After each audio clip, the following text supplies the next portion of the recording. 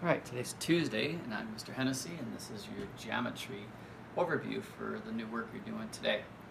All right, more of you need to watch the videos. I think that they will help you. Anyways, so here we go. Today we're looking at composite figures, and composite figures just means that there's going to be more than one shape put together. And so if we look at this one, we're always looking at the shaded area. That's what they want to know. So the bottom here is a rectangle, so I know that the area of this composite figure is going to be this rectangle plus the triangle on the top. Well, for a rectangle, it's base times height for the formula plus base times height divided by 2 for a triangle. So the base times height would be 9 times 10, which is 90, plus the triangle. It doesn't tell me how long this is, but if I look at the bottom, I can see that it's 9 inches. And so I would go 9 times 5, because that's its height, divided by 2. And so that would give me 22 and a half. So it'd be 90 plus 22.5, which would equal 112.5 inches squared.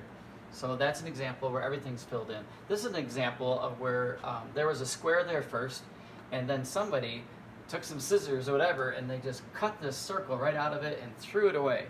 And what they want to know is how much material is left after they cut that circle out. So this is going to be a little different. On this one, I'm going to start out with, they started out with a square, and then what they did is they cut the circle right out of it. So I'm going to have a subtraction sign here. So whenever you see empty space, that's what you want to do. Now the square is 8 feet by 8 feet. I know it's a square because the circle fits exactly inside of it. So this is going to be 8 times 8, base times height. For a circle, it's remember that you have to have memorized pi r squared. So this would be minus 3.14 times. Now the radius in this is a little tricky, but since I know from here to here is 8, then I know that from here to here is 8, which means this distance right here is 4. And 4 squared is 16. So now I'm going to have 64 subtract. This is, I think, 50.24 if I remember right. So 64 minus 50.24 would give us 13.76. And then my unit is feet squared, and I'm done. If they have you leave it in terms of pi, then just check the answer in the back of the book and go from that. Hope that helps you. Have a great day. See ya.